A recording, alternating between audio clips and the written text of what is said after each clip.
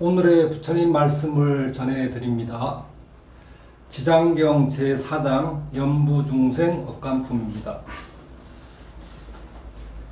거룩한 부처님께 귀합니다. 거룩한 가르침에 귀합니다. 거룩한 승가에 귀합니다.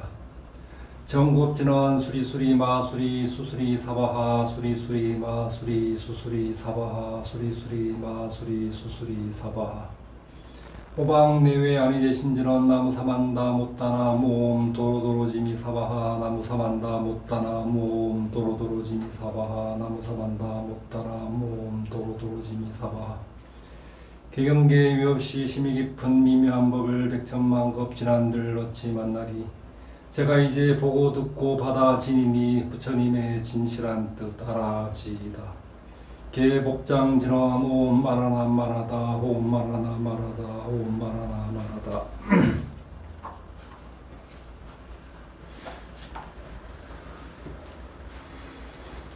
제4장 연부중생 업간품.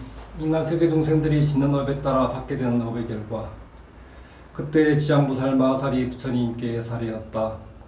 부처님이시여, 제가 부처님의 위신력을 입사와 백천만억 세계 이 몸을 다투어 고통받는 육도 모든 증들 구제하고 있사온데, 만약 부처님의 크나큰 자비심이 아니라면 능 이러한 변화를 하지 못할 것이옵니다. 제가 이제 부처님의 부탁하시는 바다 미륵 부처님께서 오실 때까지 육도 모든 중생들을 해탈케 하오리니 부처님께서는 염려하지 마시옵소서. 그때 부처님께서 지장부살에게 말씀하셨다. 일체 중생이 해탈을 얻지 못하는 것은 마음가짐이 한결같지 못하여 착한 습관으로 업을 짓기도 하고 나쁜 습관으로 업을 짓기도 하기 때문이니라. 그리하여 나쁜 과보도 받고 좋은 과보도 받으면서 업의 흐름에 따라 육도를 윤회하는데 잠시도 쉴 사이가 없으며 티끌수와 같이 많은 겁이 지나도록 어리석어 장애와 고난을 겪는 것이 마치 그물에 걸린 물고기가 흐른 물속에 있는 줄 알고 잠시 벗어났다가 또다시 그물 속에 걸려 들고 하는 것과 같느니라. 내가 이러한 중생들을 걱정하였더니 그대가 이미 옛적에 세웠던 원력을 여러 겁을 두고 거듭 세워가며 이들 악업 중생의 무리들을 모두 구원하리라 하니 내가 다시 무엇을 걱정하리요. 부처님께서 이렇게 말씀하시자 법회에 참석하고 있던 정자장보살 마살이 부처님께 사례였다. 부처님이시여, 지장보살님은 옛적에 어떤 서원을 세웠기에 이렇게 부처님의 입이 침할 정도로 끊임없는 찬탄을 받는 것입니까? 부처님께서는 말씀하여 주시옵소서. 그때 부처님께서 정자장보살에게 말씀하셨다. 잘 듣거라. 그대를 위해 분별하여 말하리라. 어느 때 한 부처님이 계셨나니 일체정치열의 응공정견지 명행족 선서 세간의 무상사 조장부 천인사 불세존이셨고 그 부처님의 수명은 6만 급이었느니라.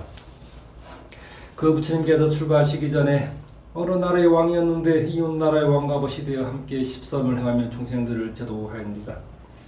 근데 이웃 나라의 백성들이 여러 가지 나쁜 업을 많이 짓기에 두 왕은 의논하여 여러 가지 방편을 베풀어 그들을 제도하였느니라.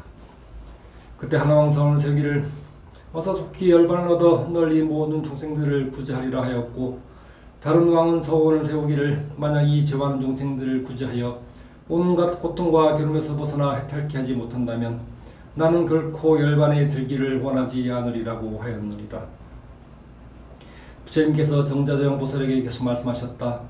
속히 열반 성취를 발언한 왕은 곧 일체지성치열애이시며 죄 많은 중생들을 구제하지 아니하면 결코 열반에 들기를 바라지 않으리라고 발언한 왕은 곧 지장보살이니라. 또 어느 때 한 부처님이 계셨나니 명호는 청정연화무열애이시고 그 부처님의 수명은 40급이었는데 그 부처님의 형상시대에 한 아라한이 중생을 복으로서 교하고 계셨느니라.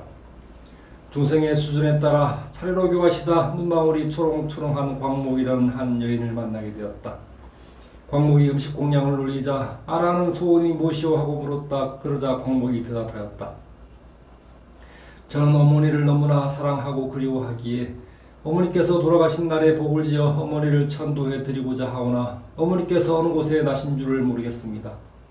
이를 갈게 여긴 아라한이 선정에 들어 관하여 보니 광목의 어머니가 악도에 떨어져 큰 고통을 받는 것이 보였다. 이 아라한은 광목에게 말하였다. 보살의 어머니는 살아계실 때 어떤 업을 지었기에 지금 나쁜 곳에 떨어져 저렇게 모진 고초를 겪고 있습니까? 광목이 대답하였다. 저희 어머니는 생전에 물고기와 자라를 좋아하셔서 찢고 볶고 하여 마음껏 드셨습니다. 그 숫자는 엄청날 것입니다. 하나님께서는 자비로서 저를 불쌍히 여기시어 저희 어머니를 구할 수 있는 방법을 가르쳐 주시옵소서. 안한 일 가볍게 여겨 방편을 지어 광목에게 권하였다. 보살은 지극한 마음으로 청정 연합무결에게 귀하고 그 불상을 조성하여 평화를 그려 모시도록 하시오. 그렇게 하면 보살과 어머니 모두에게 크게 결함이 있을 것이요. 광목은 그 말을 듣고 아끼던 물건들을 급히 팔아 청정 연합무결의 불상을 조성하고 공령 올린 다음 공경하는 마음으로 울으며 슬프 울면서 기도하였다. 그러다 문득 생육 꿈에 부처님을 뵈었는데 금빛 찬란하기가 마치 수미산과 같았다. 부처님께서 큰 광명을 놓으시며 광목에게 이렇게 말씀하셨다. 너희 어머니는 오래지 않아 너희 집에 태어나게 될 것이며 곧 말을 하게 될 것이다. 그 뒤 광목의 집에 있는 한 여종이 자식을 낳았는데 사흘이 채 못되어 말을 하며 머리를 숙여 슬플며 광목에게 통곡하는 것이었다. 나고 죽는 업의 인연으로 자기가 스스로 지은 업보는 자기 스스로 받게 마련이다. 내가 바로 내 엄마다. 오랫동안 어둡고 컴컴한 곳에 있었으며 너와 헤어진 후로 여러 번 대지옥에 떨어졌으나 이제 너의 공도를 입어 사람의 몸을 받았지만 이렇게 미천한 사람으로 태어났다. 그러나 수명이 짧아 13살이 되면 단명하여 또다시 나쁜 곳에 떨어지게 되어 있으니 부디 나를 이 지독한 고통에서 벗어나게 해다오. 이 말을 들은 광목은 목며 슬프며 종이 자식에게 말하였다.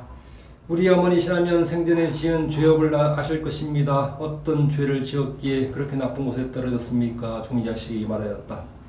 살아있는 목숨을 잡아 죽이고 불법을 부정하고 비방한 죄로 곽을 받았다. 만약 내가 공덕을 지어 나를 이 고난에서 건너내지 않았다면 이 무거운 죄고에서 도저히 벗어날 수 없었을 것이다. 광목이 다시 물었다. 지옥에서 죄로 인해 받은 고통은 어떠합니까? 종이 자식이 대답했다. 그 지독한 고통은 100,000년 동안 말한다 해도 다 말할 수가 없느니라. 세상 모든 일에는 반드시 그 결과가 있기 마련이고 모든 일의 결과에는 반드시 그 원인이 있기 마련이다. 살생에 제가 이렇게도 큰 죄일 줄 내 미처 몰랐었느리라. 그 말을 듣는 광목은 눈물을 스피 흘리며 스피 울다가 하늘을 향하여 말하였다. 자비하신 부처님이시여 저희 어머니를 악도에서 영원히 벗어나게 하여 주시옵소서. 그리고 13살의 수명을 마친 다음에도 다시는 무거운 업으로 인하여 나쁜 곳에 떨어지지 않게 하여 주시옵소서. 시방의 모든 부처님이시여 제가 어머니를 위하여 세운 이 소원을 들어주시옵소서. 청정 열한목일 앞에서 맹세합니다.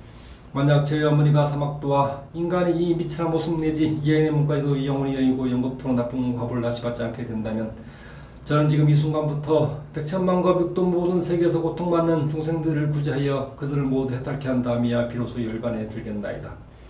이렇게 서원을 세우자 청정 열한목에 대해 말씀이 들려왔다.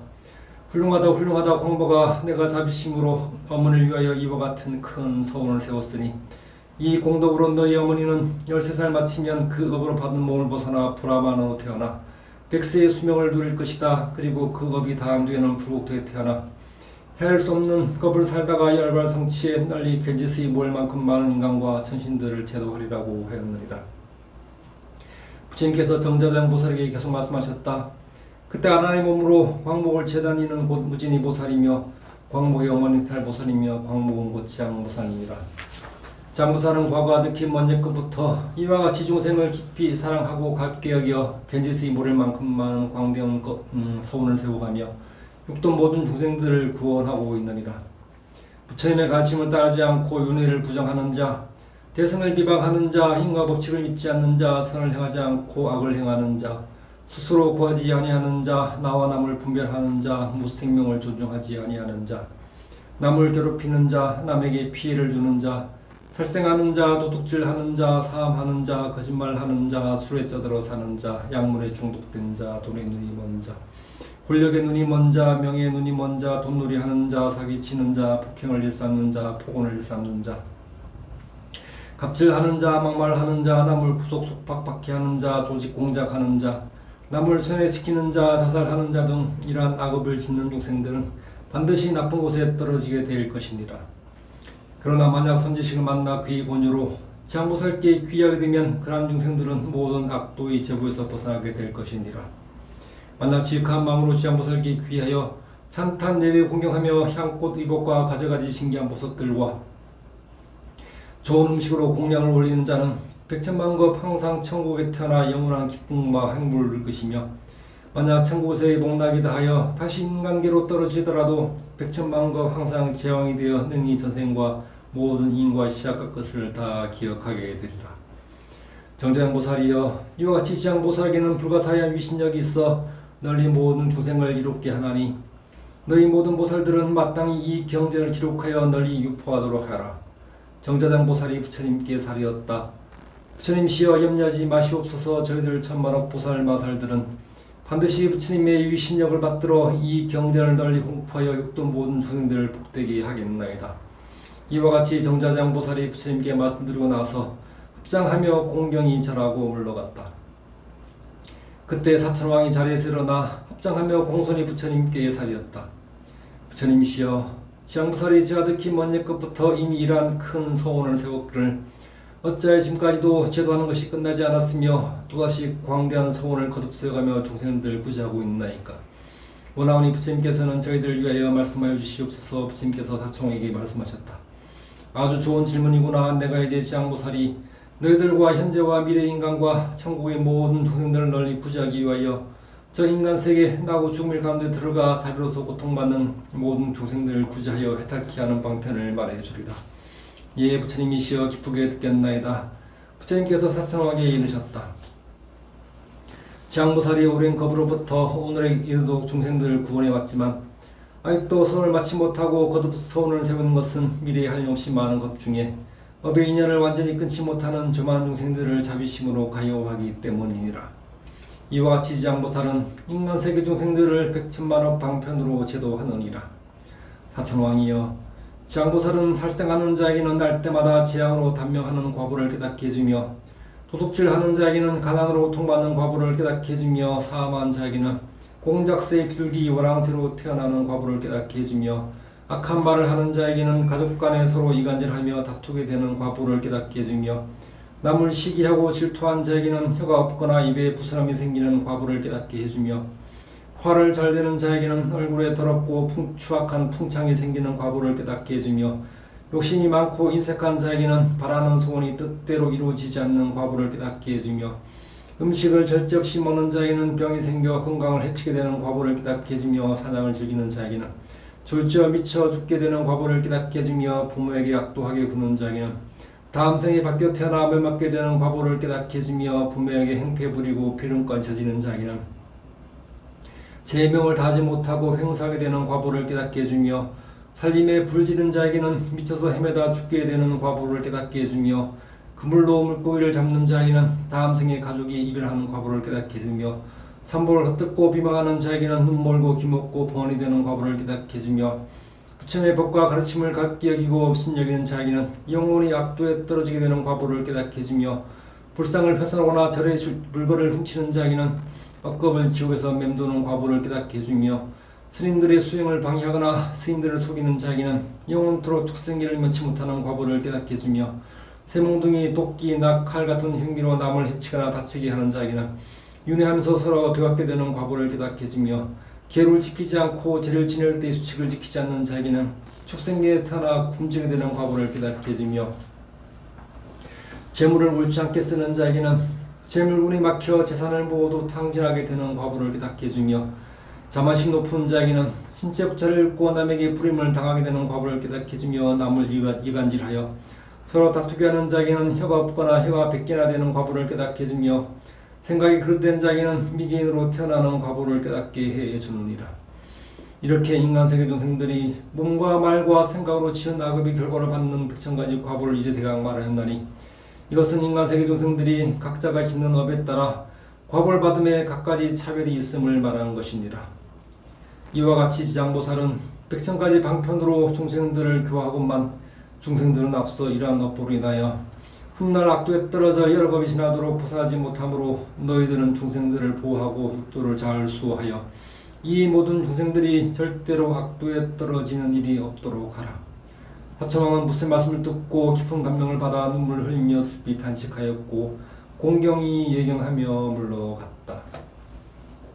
나무 시아본사 석가모니불 나무 대원본존 지장보살 마살